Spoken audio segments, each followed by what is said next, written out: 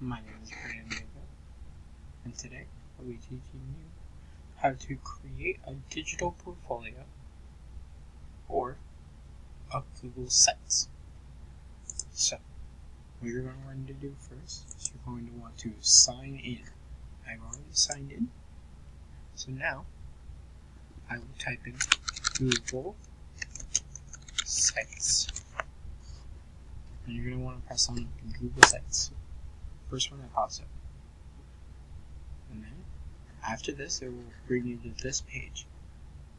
You will want to click on Create. Have a little drop down menu. And you can choose either way.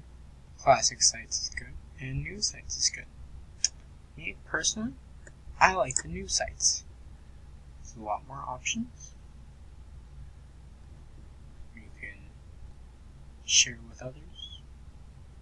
You can preview the page. You can embed. You can play around with this site any way you like. Rename it. Enter the site name. But what you can also do is you can go back to this page and create the classic site. This page will pop up. There's many different choices for a template. If you would like a specific type of template, you just type it in and it will give you something. I'm going to start with a blank template. I'm going to name my site It will give me a custom domain. You can change it however you like. You could also select a theme, so kind of a background to your site.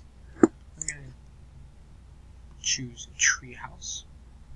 So that's a really fun option. You can describe your site. I'm just going to say this is a test site. And you can also make it to where they have to say that they are 18 before they can go into the site. If any mature content is on the site, I would click this box. Then you're going to have to confirm to Google that you're not a robot. Make sure that you're not a robot. If you are, I'm very sorry. Google's very racist towards robots. Anyways, here, after this, we will create the site. It will bring us to a whole new page, creating our site for us. So this might happen. Perfect scenario. So it says the location you have chosen is not available. So what that means is that somebody has already chose this as their site name. I'm going to type in random letters. It's because I know no one has taken that. Create the site. Create the site. That's right. Sorry about that. If you change the domain, you have to re-verify that you're not a robot. You want to create the site. Now, as it's creating the site, what we'll do is we'll go back to here, and you can do all sorts of stuff on this one. As if you want to make some pages, we'll talk about that later. Change the theme or the background of your site if you want to make it this, or this, or this. It's up to you. It's your choice. There's many different options for you, as well as all these site take a tour, site analytics, sorry.